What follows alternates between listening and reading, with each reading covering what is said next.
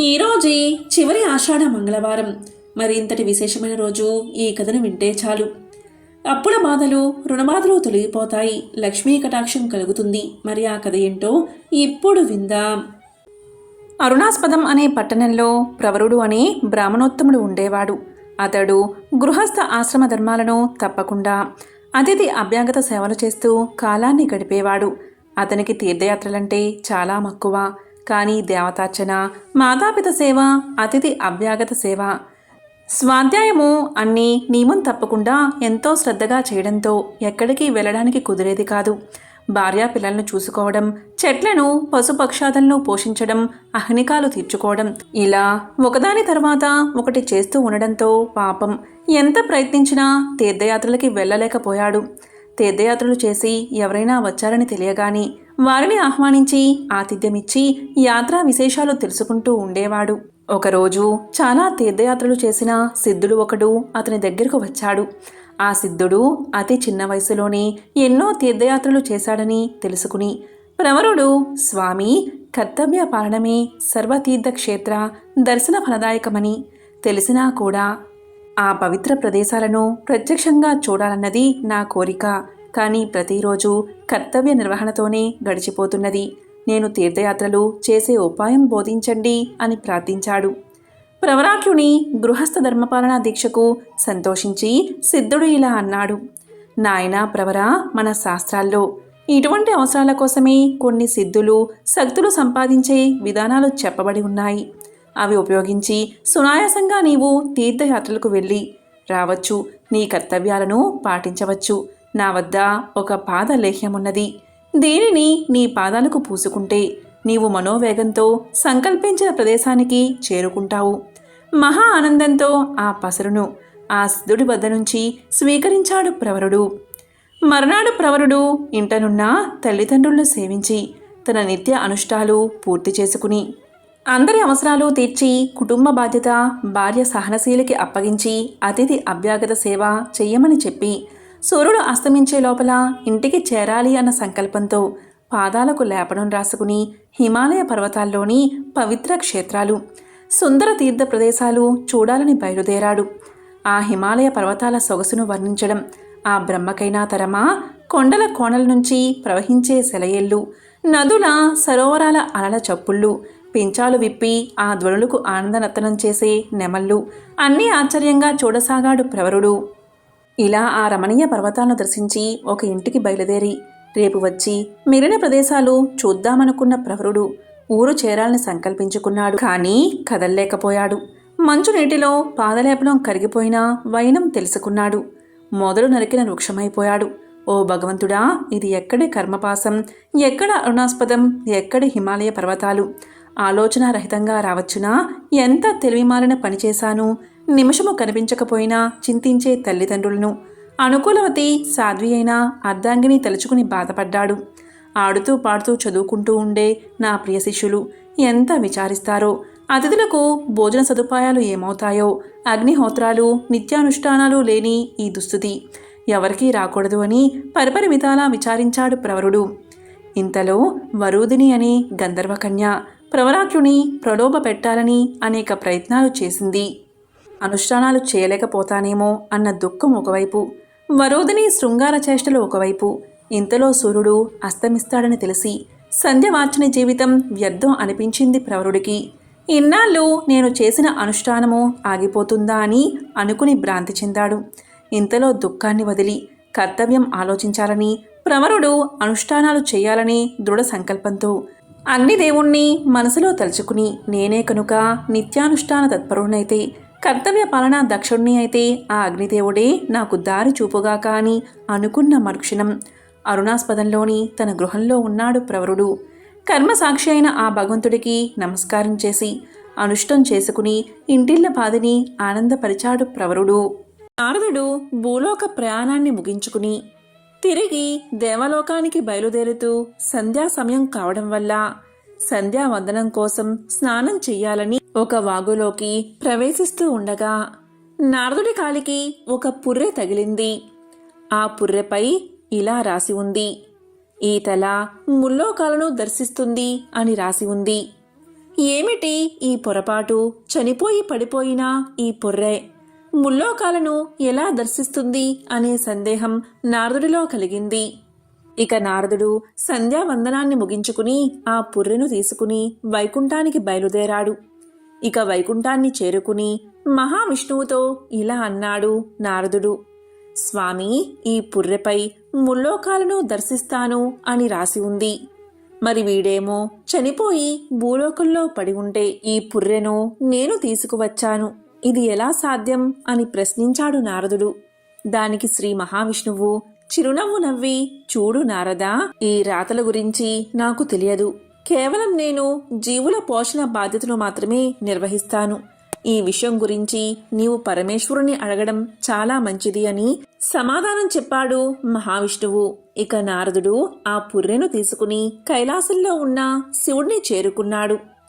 అక్కడ పరమేశ్వరుడితో ఇలా అన్నాడు: స్వామి, ఈ పుర్రెపై ముల్లోకాలను దర్శిస్తాను అని రాసి ఉంది. ఇది ఎలా సాధ్యం అని ప్రశ్నించాడు. దానికి పరమేశ్వరుడు నారదుడితో ఇలా పలికాడు: చూడు నారదా, ఆయువు తీరిన తర్వాత వారి ప్రాణాలు తీయడమే నా పని. కాబట్టి ఈ పుర్రెపై రాసిన రాత గురించి బ్రహ్మను అడగడమే సమంజసంగా ఉంటుంది అని సలహా ఇచ్చాడు మహేశ్వరుడు. ఇక ఆ పుర్రెను తీసుకుని బ్రహ్మలోకం బయలుదేరాడు నారదుడు. బ్రహ్మలోకానికి చేరుకుని వెళ్ళి బ్రహ్మను ప్రశ్నించాడు నారదుడు. ఇక బ్రహ్మదేవుడు ఇలా పలికాడు: ఏం నారదా, విధాత రాసిన రాతనే ప్రశ్నించేంతటి వాడివి అయ్యావా? అందుకే అడుగుతున్నావు కాబట్టి నీ సందేహం తీర్చడం నా ధర్మం అని నారదునితో బ్రహ్మదేవుడు ఇలా అన్నాడు: చూడు నారదా, ఈ పుర్రె తీసుకుని మొదట నువ్వు ఎక్కడికి ప్రవేశించావు అని అడగ్గా నారదుడు వైకుంఠమని సమాధానం చెప్పాడు. ఇక బ్రహ్మదేవుడు నారదుణ్ణి మళ్ళీ ఇలా అడిగాడు: చూడు నారదా, రెండవసారి ఈ పుర్రెను ఎక్కడికి తీసుకువెళ్ళావు అని ప్రశ్నించాడు. దానికి నారదుడు కైలాసమని సమాధానం చెప్పాడు. ఇక చివరిగా బ్రహ్మదేవుడు నారదునితో ఇలా పలికాడు: చూడు నారదా, ఈసారి ఈ పుర్రెను చివరిగా ఎక్కడికి తీసుకువెళ్ళావు అని ప్రశ్నించాడు. ఇక నారదుడు బ్రహ్మలోకమని సమాధానం చెప్తూ ఎంతో ఆశ్చర్యపోయాడు. ఈ పుర్రెను నా చేతులతో తీసుకుని ముల్లోకాలను తిరిగాను. ఇదే కదా బ్రహ్మరాత అని తనలో తాను అనుకుని ఆశ్చర్యపోయాడు. ఇక బ్రహ్మదేవుడు నారదునితో ఇలా పలికాడు: నారదా, ఇప్పుడు చెప్పు, నేను రాసిన రాతలో ఏదైనా దోషమున్నదా అని ప్రశ్నించాడు. ఇక నారదుడు తన తప్పును క్షమించమని ఆ పుర్రెను వదిలేశాడు. అది భూమిపై పడి పగిలిపోయింది. ఆ జీవికి కపాల మోక్షం లభించింది. చివరకు ఆ జీవి భూదేవిలో ఐక్యమైపోయింది. ఇదంతా చూస్తున్న నారదుడికి తల తిరిగినట్లు అయినది. ఇక బ్రహ్మదేవుడు నారదునితో ఇలా పలికాడు: నారదా, అతని కథ చెప్తాను విను. ఇతను పూర్వం ఒక మహర్షి. పరిపక్వత చెందని కారణం చేత ఇతనికి ఆ జన్మలో మోక్షం లభించలేదు. తనకు లభించిన డబ్బు కానీ, బంగారం కానీ, రూపవతి అయిన భార్య కానీ, మోహాపరుడు కాక అన్నిటినీ తునప్రాయంగా త్యజించి మోక్షలోకాలను పొందగలిగాడు అని నారదుడికి బ్రహ్మదేవుడు సమాధానం చెప్పాడు. ఈ కథలో నీతి ఏమిటి అంటే, నువ్వు ఏది కోరుకుంటే నీకు అదే ప్రాప్తిస్తుంది. నిష్కల్మషమైన సాధన నీ వంతు, ఫలితం ఇవ్వడం నా వంతు. నువ్వు వదిలేయడం అలవాటు చేసుకుంటే నీకు కావలసినవన్నీ నీ వద్దకు చేర్చే బాధ్యతను భగవంతుడు తీసుకుంటాడు. ప్రతి మనిషిలోనూ జ్ఞానమనే దివ్యజ్యోతి పాము వలె నిద్రిస్తూ అనుకూలంగా ఉంటుంది. దాన్ని సాధన చేత నిద్ర లేపినట్లయితే షట్ చక్రాలను ఛేదించడం సులభం అవుతుంది. దీనినే కుండల్ని యోగమని పిలుస్తారు. ఇది మోక్షం అనే ద్వారాన్ని తెరవడానికి తాళం చెవులే పనిచేస్తుంది. కాబట్టి ఎంతో పవిత్రమైన ఈ కథను విన్నవారికి మోక్షం ప్రాప్తిస్తుంది. త్రిమూర్తుల అనుగ్రహం లభిస్తుంది. ఇక భవిష్య పురాణంలోని ఒక విశేషమైన కథను ఇప్పుడు తెలుసుకుందాం. పూర్వం ప్రవరుడి నుంచి గంధర్వ శనుడి వరకు అధికారంలోకి వచ్చిన రాజుల పాలనలో 3000 సంవత్సరాలు గడిచిపోయాయి. అప్పుడు దేశంలో సకులు అనే దుష్టపాలకులు ఉన్నారు. వారిని రూపుమాపి ధర్మాన్ని పరిరక్షించడం కోసం ఆనాడు శివానుగ్రహం పొందిన శివదృష్టి అనే విప్రుడే గంధర్వసేనుడికి కుమారుడిగా జన్మించాడు. అతనే విక్రమాదిత్యుడు.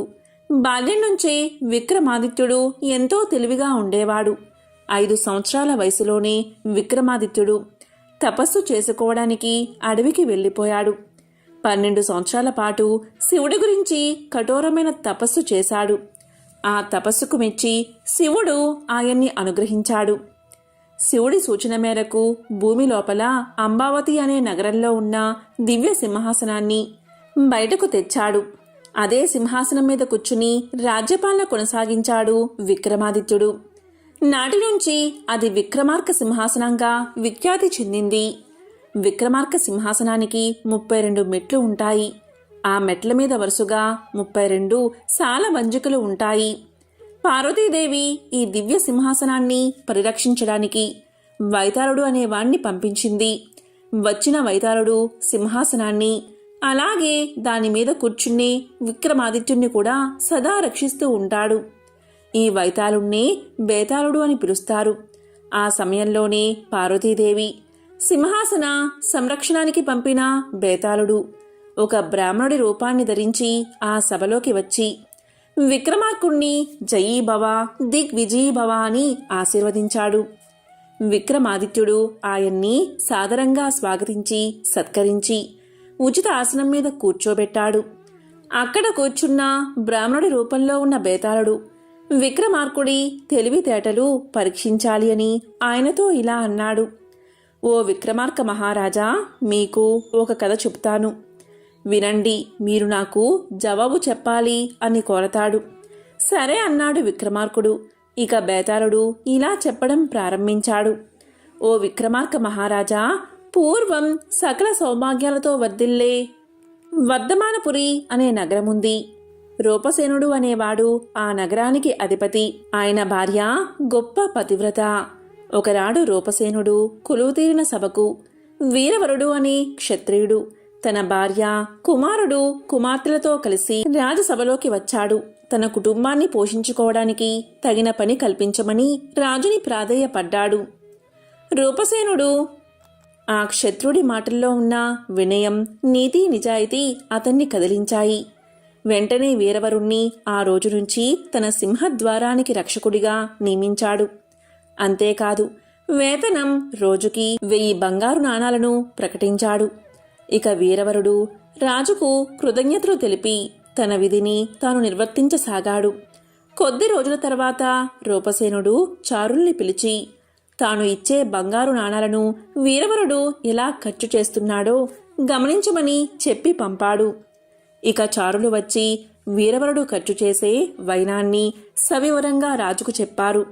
వారి మాటలు విన్న రూపసేనుడికి ఎంతో ఆనందం కలిగింది. ఎందుకంటే వీరవరుడు తనకు ఇచ్చిన వేతనాన్ని కొంచెం మాత్రమే జీవిత అవసరాలకు ఉంచుకుని మిగిలిన ధనాన్ని యజ్ఞయాగాది క్రతువులకు, శివ విష్ణు మందిరాల్లో పూజలు కైంకర్యాలు చేయడానికి, బ్రాహ్మణులకు అనాథలకి దాన ధర్మాలు చేయడానికి ఇలా వినియోగిస్తూ తాను మాత్రం సాధారణ జీవితాన్ని గడుపుతున్నాడు. ఇక ఆనాటి నుంచి వీరవరుణ్ణి శాశ్వతంగా ఆ కొలువులోనే ఉంచేశాడు రూపసేన మహారాజు.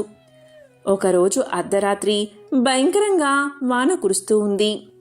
అంతఃపురంలో నిద్రిస్తున్న రాజుకు దగ్గర్లో ఉన్న శ్మశానం నుంచి ఒక స్త్రీ ఏడుస్తున్నట్లుగా వినిపించసాగింది. ఆ భయంకర అరుపుకు లేచిన రూపసేనుడు సింహద్వారం దగ్గరకు వచ్చి విధి నిర్వహణలో ఉన్న వీరవరుడితో ఇలా అన్నాడు. శ్మశానంలో ఎవరో స్త్రీ ఏడుస్తుంది, ఎందుకో ఏమిటో కనుక్కుని రమ్మని పంపాడు. వెంటనే వీరవరుడు శ్మశానానికి బయలుదేరాడు. అతను వెళ్లిన కొద్దిసేపటికి అనుసరిస్తూ వెళ్లాడు రూపసేన మహారాజు. వీరవరుడికి శ్మశానంలో ఏడుస్తున్న స్త్రీ కనిపించింది. ఆమెను సమీపించి వీరవరుడు ఇలా అన్నాడు. అమ్మా, నీవు ఎవరు, ఎందుకు ఇలా విలపిస్తున్నావు అని అడిగాడు. దానికి స్త్రీ ఇలా సమాధానం చెప్పింది.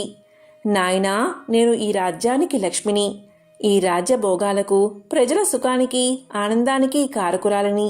ఈ మాసం చివరిలో రూపసేన మహారాజుకి మరణగండం ఉంది. ఆయన లేకపోతే నేను అనాథన అయిపోతాను కదా, అందుకే బాధతో విలపిస్తున్నా అంది రాజ్యలక్ష్మి. రాజలక్ష్మి మాటలు విన్న వీరవరుడికి కూడా ఎంతో ఆందోళన కలిగింది. వెంటనే ఆమెతో ఇలా పలికాడు. అమ్మా, భూత భవిష్యత్ తెలిసిన దానివి, మా మహారాజు ధర్మాత్ముడు, ఆయన్ని కాపాడుకోవడానికి ఏదైనా మార్గముంటే తెలియచెయ్యమ్మా అని కోరాడు. అందుకు సమాధానంగా రాజ్యలక్ష్మి ఇలా పలికింది. నాయనా, నీ మహారాజు శాశ్వతంగా జీవించి ఉండాలి అంటే ఒక ఉపాయముంది. అదేంటి అంటే నీ కుమారుణ్ణి చండీదేవికి బలి ఇవ్వడమే. అలా చేస్తే రూపసేనుడికి దీర్ఘాయువు కలుగుతుంది అని అమ్మవారు పలకగా వెంటనే అందుకు అంగీకరించాడు వీరవరుడు. అక్కడ్నుంచి సరాసరి ఇంటికి వచ్చి భార్యకి కుమారుడికి విషయం చెప్పాడు. తమ రాజ్యాధినేతకి ఆయుర్దాయం కలగడం కన్నా సంతోషం ఏముంటుంది అని భార్య, అతని కుమారుడు రాజలక్ష్మి చెప్పిన మాటలకు తమ అంగీకారాన్ని తెలిపారు. ఇక అందరూ కలిసి రాత్రి చండికాదేవి ఆలయానికి చేరుకున్నారు. ఇక రూపసేనుడు వీరెవరికీ తెలియకుండా ఏం జరుగుతుందో తెలుసుకుందామని వెంబడిస్తూనే ఉన్నాడు. సకుటుంబంగా చండీ ఆలయానికి వెళ్ళిన వీరవరుడు ఆలయంలోని దేవిని స్తుతించి, అమ్మా, ఇదిగో నా ప్రియమైన పుత్రుణ్ణి నీకు బలి ఇస్తున్నాను.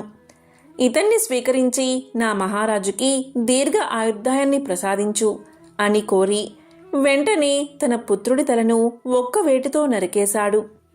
రక్తధారతో తడిసి ముద్దైన ఆ తలను చూసి వీరవరుడి కుమార్తె గుండె ఆగి చనిపోయింది. ఆ దృశ్యాన్ని చూసి తట్టుకోలేక కొద్ది క్షణాల్లోనే వీరవరుడి భార్య కూడా ప్రాణాలు కోల్పోయింది.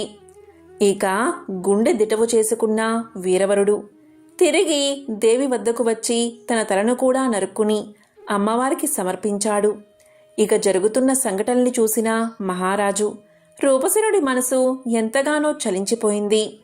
వెంటనే అతను ఆలయంలోకి వచ్చి, అమ్మా, ఇంతటి విశ్వాసపాత్రుడు నా కోసం ప్రాణాలు అర్పించాడే, వీరందరి ప్రాణదానంతో పెరిగే ఆయుర్దాయం నాకెందుకు తల్లి, నన్ను కూడా నీవే బలి తీసుకో అని తన తలను ఖండించుకోబోయాడు.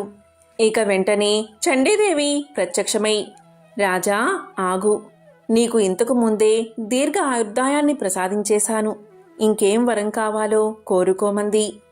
అప్పుడు రూపసేనుడు ఇలా అన్నాడు. అమ్మా దేవి, నా కోసం ప్రాణాలు అర్పించిన ఈ వీరవరుడి కుటుంబాన్ని కూడా బతికించు. ఈ కోరిక నేను కోరాను అన్న విషయం కూడా అతనికి తెలియకూడదు అని కోరుకున్నాడు. తదాస్తు అని ఆశీర్వదించింది చండీదేవి. వెంటనే రూపసేన మహారాజు అక్కడ్నుంచి వెళ్ళిపోయాడు.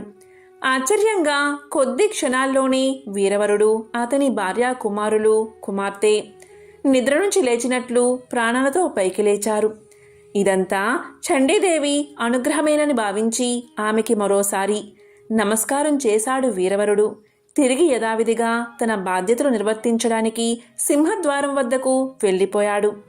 మర్నాడు మహారాజు వీరవరుణ్ణి పిలిచి, రాత్రి రోధించిన స్త్రీ విషయం ఏమన్నా తెలుసుకున్నావా అని ప్రశ్నించాడు. అందుకు వీరవరుడు ఇలా అన్నాడు. ప్రభూ, నేను వెళ్ళి చూశాను. అక్కడ ఏడుస్తుంది ఒక ప్రేతాత్మ. నన్ను చూడగానే అది మాయమైపోయింది. ఇక నేను వెంటనే తిరిగి వచ్చేశాను. మీరేం కంగారు పడవలసిన పనేం లేదు అని సావధానంగా సమాధానం చెప్పాడు. తరువాత రూపసేనుడు అతన్ని పంపించేశాడు. రూపసేనుడికి ఎంతో ఆశ్చర్యం కలిగింది. మహారాజునైనా నా కోసం ప్రాణత్యాగం చేసి కూడా ఆ విషయాన్ని ఏమాత్రం ప్రచారం చేసుకోకుండా వినయంగా విశ్వాసాన్ని ప్రకటించిన అతని ప్రభు భక్తికి సంతోషం కలిగింది. కొద్ది రోజుల తర్వాత రూపసేనుడు తన కోసం ప్రాణత్యాగం చేసి తనకి పునర్జన్మను ప్రసాదించిన వీరవరుడి కుమారుడికి తన కుమార్తెనిచ్చి వివాహం జరిపించాడు.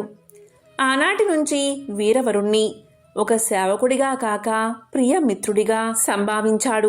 ఇక ఈ కథనంతా చెప్పిన బేతాళుడి రూపంలో ఉన్న బ్రాహ్మణుడు విక్రమార్క మహారాజుతో ఇలా అన్నాడు.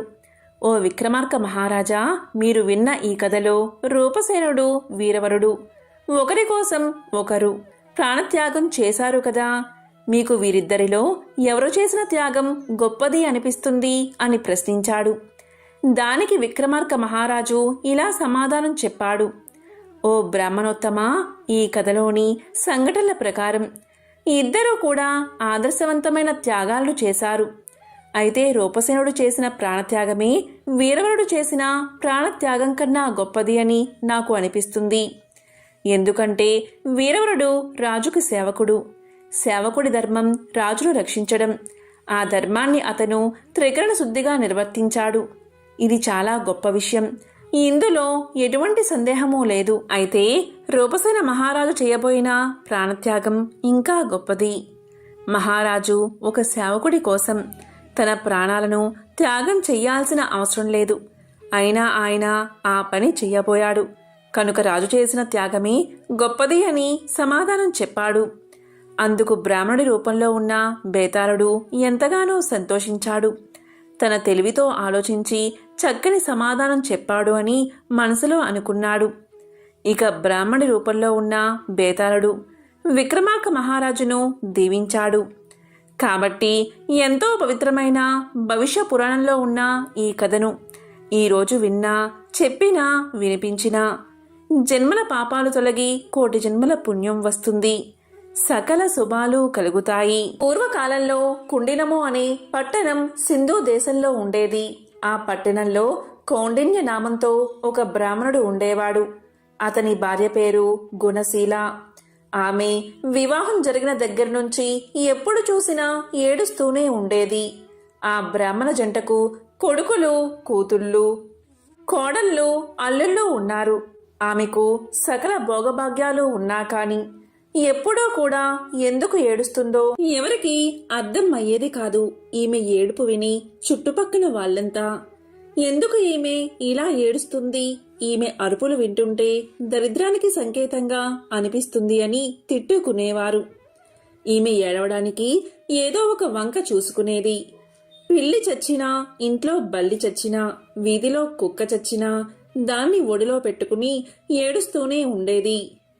కానీ విధి మాత్రం ఈమెకు అనుకూలంగా లేదు. ఇలా ఒకరోజు ఇంట్లో పిల్లి చనిపోతే దాన్ని ఒడిలో పెట్టుకుని ఏడుస్తూ కూర్చుంది.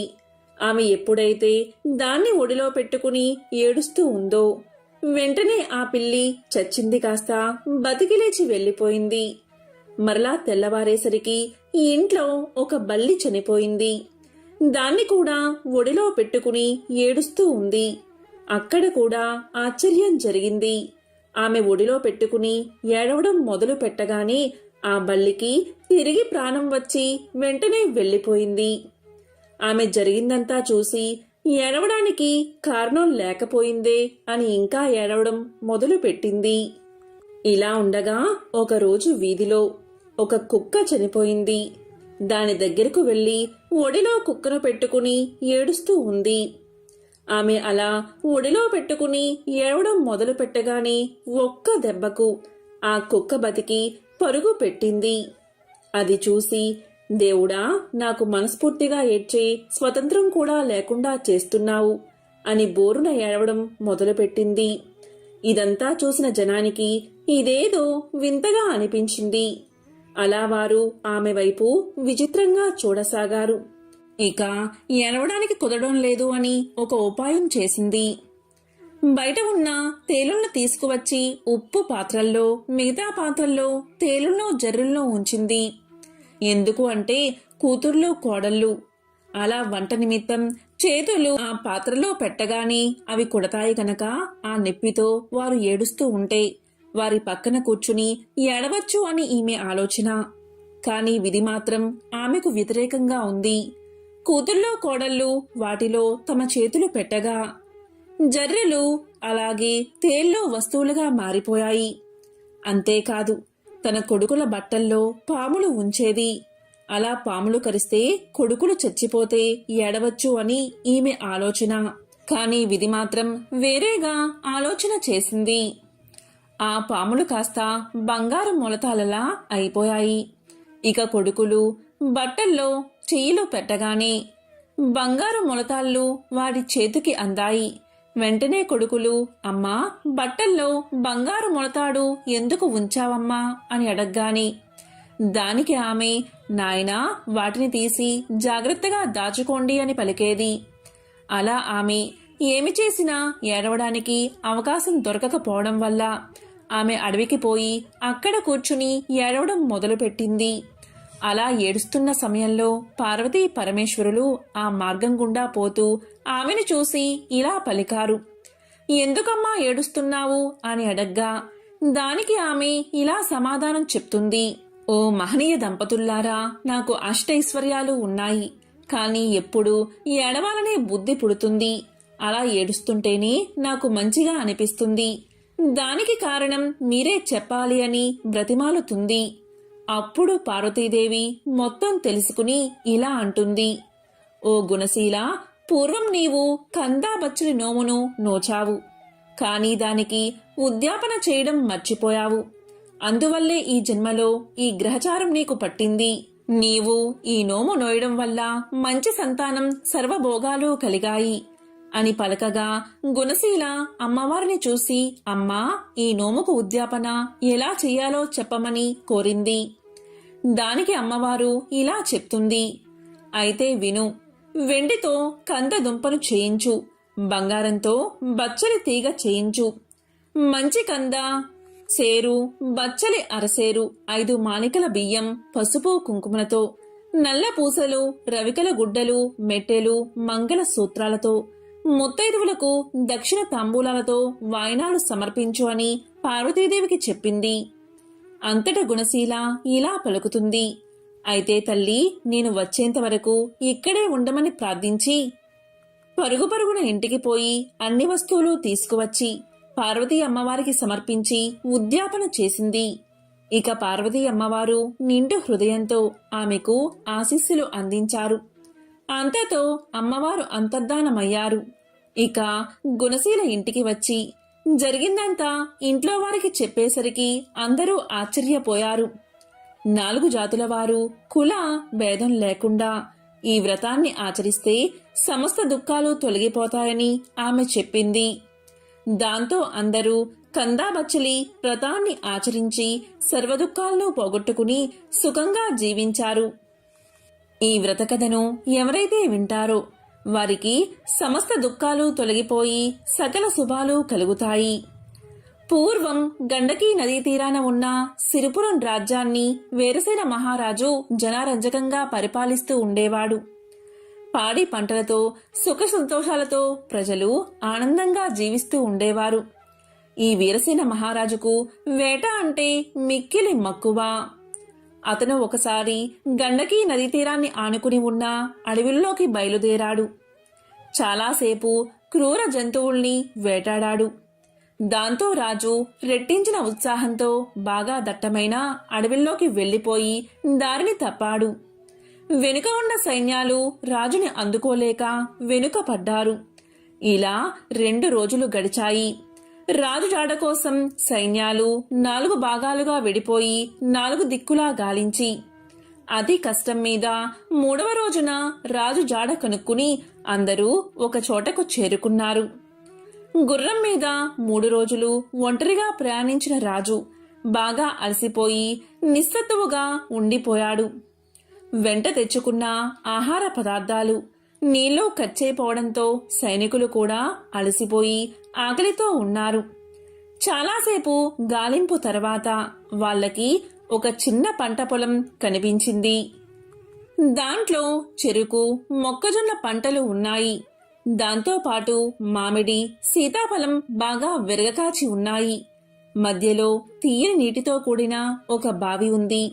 ఇక సైనికులంతా ఆ పొలంపై పడి ఎవరికి కావలసిన వారు తీసుకుని కడుపు నిండా తిని మధురమైన బావినీరు తాగి మహారాజుకి కావలసిన ఫలాలు, చల్లని నీరు ఇచ్చి రాజుని సేద తీర్చారు.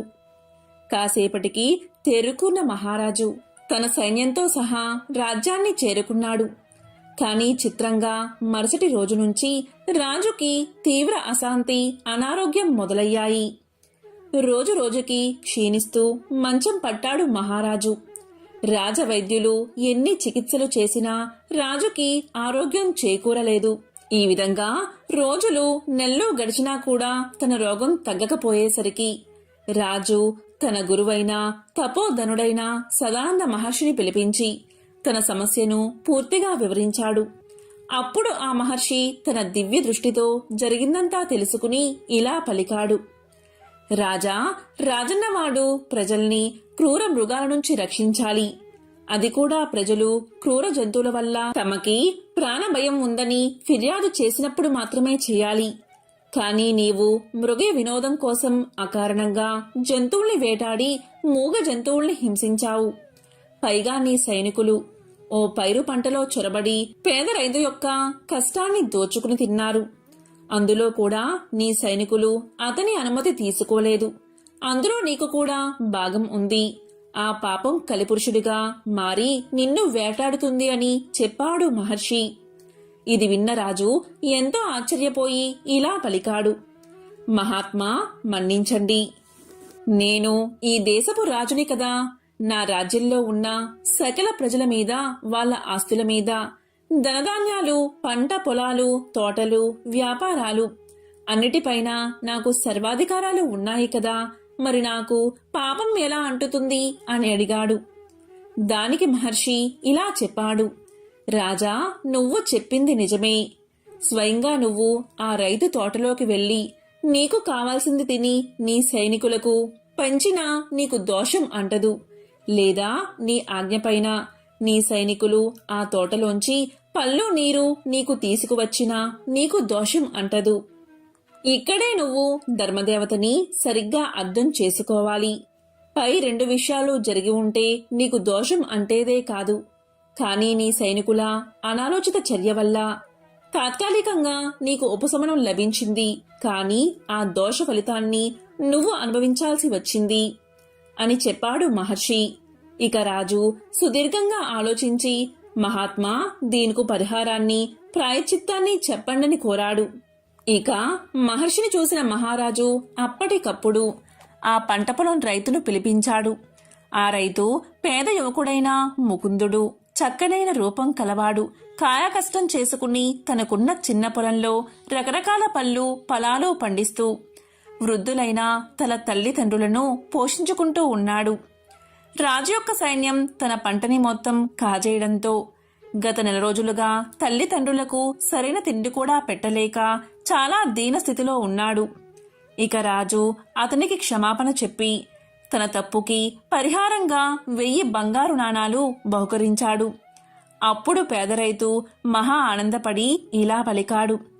రాజా, ఈ బహుమానంతో జీవితాంతం నా తల్లిదండ్రులకి అస్సలు ఏ లోటు లేకుండా ప్రేమగా పోషించుకుంటాను అంటూ రాజుకి కృతజ్ఞతలు చెప్పి అక్కడ్నుంచి వెళ్లిపోయాడు. ఆ విధంగా ఆ రైతు వెళ్లిపోయాక రాజు మహర్షి వైపు తిరిగి, మహాత్మా, ఇక నా పాపం పోయినట్లేనా అని అడిగాడు. దానికి మహర్షి ఇలా అన్నాడు.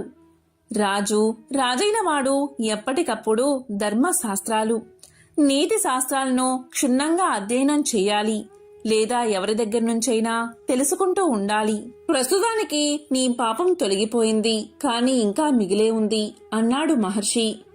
అప్పుడు రాజు మళ్లీ నమస్కారం చేసి, మహాత్మా, మరి పరిహారం చెప్పండి అని కోరాడు. మహర్షి రాజు వంక చూశాడు. అప్పుడు వెంటనే రాజు సదాచార భక్తులైన పండితుల్ని, బ్రాహ్మణోత్తముల్ని మహారాజు సభకు ఆహ్వానించాడు. కొన్ని వందల మంది తరలి వచ్చారు. రాజు వాళ్ళకి జరిగిందంతా వివరించి నెల రోజుల పాటు రైతు కుటుంబాన్ని ఆకలి బాధకి గురిచేసిన పాపం పోగొట్టుకోవడానికి గాను 10,000 బంగారు నాణాలను దానంగా ఇవ్వడానికి సిద్ధపడ్డాడు. కాని ఆ దానం స్వీకరించడానికి ఎవరూ ముందుకు రాలేదు. ఎందుకంటే వాళ్ళు పండితోత్తములు. అలా చేయడం వల్ల ఆ పాపం తాము స్వీకరించినట్లు అవుతుందని వాళ్లకు తెలుసు. ఇక రాజు నిరాశగా వాళ్ల వైపు చూస్తూ ఉండగా విశ్వవేత్తుడు అనే బ్రాహ్మణోత్తముడు లేచి ఆ దానం స్వీకరించడానికి సిద్ధంగా ఉన్నానని తెలియచేశాడు. ఇక రాజు ఆనందంగా 10,000 బంగారు నాణాలను బహుమానంగా ఇవ్వగానే విశ్వవేదుడు తాను తెచ్చిన 2 బంగారు నాణాలను వాటితో కలిపి అక్కడ చేరిన పండితులకు, బ్రాహ్మణులకు ఉచితంగా పంచేశాడు. ఇలా చేయడం వల్ల ఆ పాప ఫలం అతనికి అంటలేదు. ఇక రాజు అతన్ని చూసి ఇలా పలికాడు. మహానుభావ, తమ పరిస్థితి మెరుగుపడాలని అంత పెద్ద మొత్తం దానంగా ఇచ్చాను. ఇప్పుడు తమకి నేను ఇచ్చిందేముంది అన్నాడు. మీరేమో నేనిచ్చిన ధనాన్ని దాన ధర్మాలు చేసి మీ పాపం పోగొట్టుకున్నారు. ఇప్పుడు నేను మీకు ఎలా సహాయం చేయగలను అని అడగ్గా, దానికి ఆ బ్రాహ్మణోత్తముడు బదులిస్తూ ఇలా అన్నాడు. రాజా, గండకీ నదీ తీరాన ఉభయ సంధ్యల్లో సంధ్యావందనంతో పాటు గ్రామీణుల ఇళ్లల్లో పూజాది శుభకార్యాలలో పౌరోహిత్యం చేసుకుంటూ ఉంటాను నేను. ఆ వచ్చిన ధనంతో నేను నా భార్య ఆనందంగా జీవిస్తున్నాం. మీరు నాకేమైనా సహాయం చెయ్యాలి అనుకుంటే గండకీ నదీ తీరంలో ఒక అపురూప శివాలయాన్ని నాకు నిర్మించి ఇస్తే చాలు. నా శేష జీవితాన్ని ఆనందంగా గడిపేస్తాను.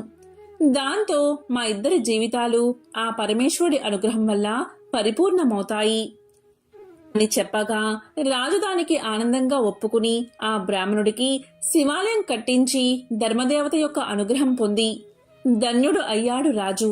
కాబట్టి అధికార బలంతో ఇతరుల మనస్సును ఎప్పుడూ నొప్పించరాదు. ఇలా చేస్తే మనశ్శాంతి కలుగుతుందని ఈ కథ మనకు తెలియచేస్తుంది. ఎంతో పవిత్రమైన విశేషమైన ఈ రోజు ఈ కథను వింటే చాలు, సకల శుభాలు కలుగుతాయి. ఒక బ్రాహ్మణుడికి 5 కొడుకులు ఉన్నారు. వారికి పెళ్లిళ్లు జరిగి భార్యతో హాయిగా కాపురం చేసుకుంటున్నారు. వారిలో 5వ కోడలు కరుళ్ళ గౌరీనోము పట్టింది.